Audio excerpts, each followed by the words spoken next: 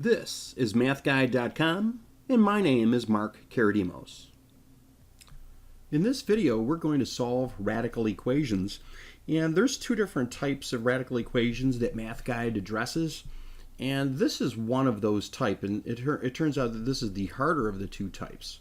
So students may need a little extra attention and extra assistance when it comes to this type of problem, as you'll see. I've already written the problem down, so we're going to proceed now with the steps that are needed to solve this thing. And the first thing you want to do when you're dealing with a radical equation is to get a radical alone. And I've got only one radical, and I have it alone on one side, so that's good.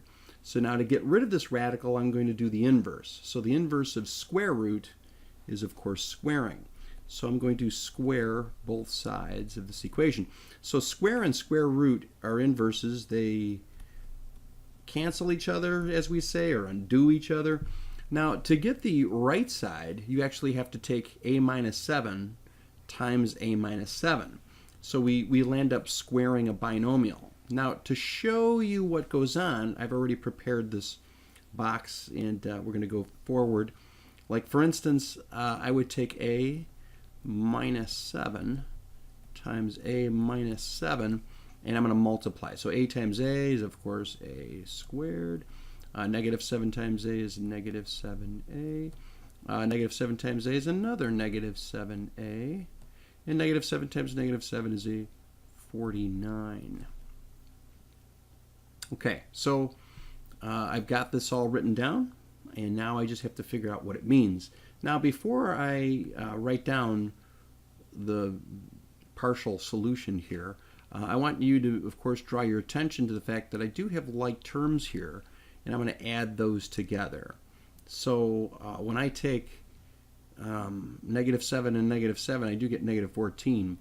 Most people can see where the a squared of the 49 comes from just by looking at this part, but they often miss the middle term because they're not being careful. They're not showing all the work there. Okay, so now that I've gotten rid of that radical, now this turns out to be a quadratic equation. A quadratic equation is an equation that has a square in it. Okay, so I want to get rid of that square. The only way to deal with it is to get a 0 on one side. So that means I have to subtract a from both sides. I've got to add 5 to both sides. And you can see I'm lining up like terms here, so I'm trying to be very cautious. Okay, so here you can see on the left side I get 0. On the right side I get a squared minus 15a. And over here, if I add these two together, I think I get 54. Yep, 54.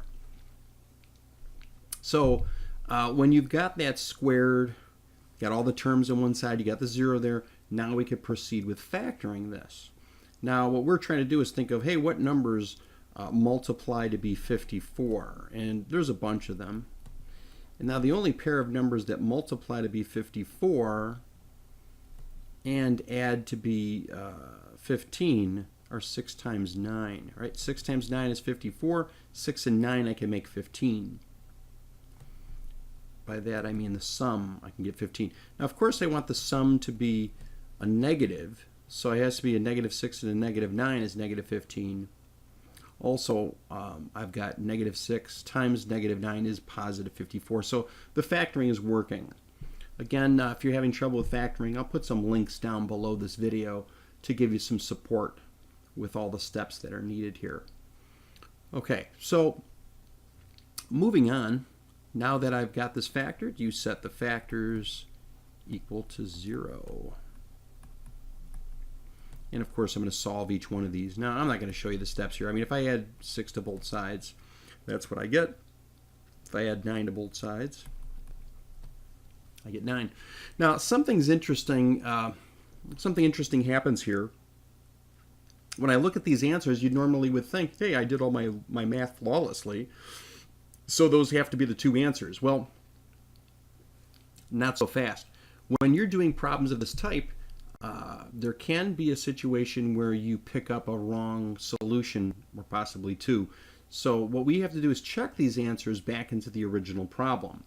Okay, so I'll check one of them over here. Like, let's check the a equals 6. So in the original problem, what you land up doing is you substitute in for the a value and you put in 6. Okay, so what you could see in my original problem, I'm replacing the a that was there and the a that was there, replacing them with 6's. So let's see, what do I get? 6 minus 5 is 1. 6 minus 7 is -1. Square root of 1 is 1. And you can see that this is just ridiculous. You cannot, 1 is equal to -1. Nope. So what we call is, or what we say to this, is we say this is an extraneous solution. Okay, what does that mean? It means when you get a false solution, or a false check, that is, that means that this value that we thought was the correct answer is not. That is not the correct answer. So we say, wrong. It's not the right answer. It is the wrong answer. So we throw it away. Now over here, I'm going to try checking the other part to see what it is. I'm going to put this a little high because I don't want to get in the way of my video image there. So let's say I put in the 9. So now I'm replacing the a from the original problem with a 9. Okay, well here I'm getting 4. So that's the square root of 4. Here I'm getting 9 minus 7 is 2. Square root of 4 is 2. And I go, hey, that actually does make sense.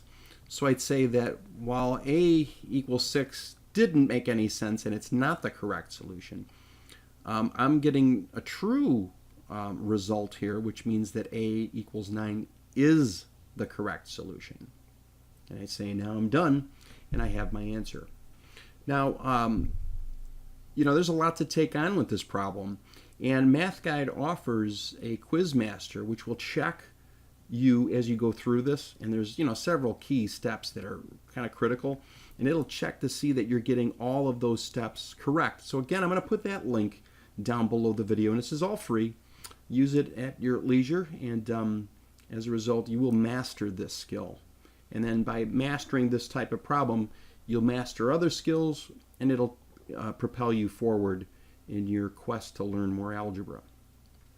Okay, so this has been MathGuide.com, and please go back to MathGuide and check out our text-based lessons, our interactive quizzes, and instructional videos. Take care.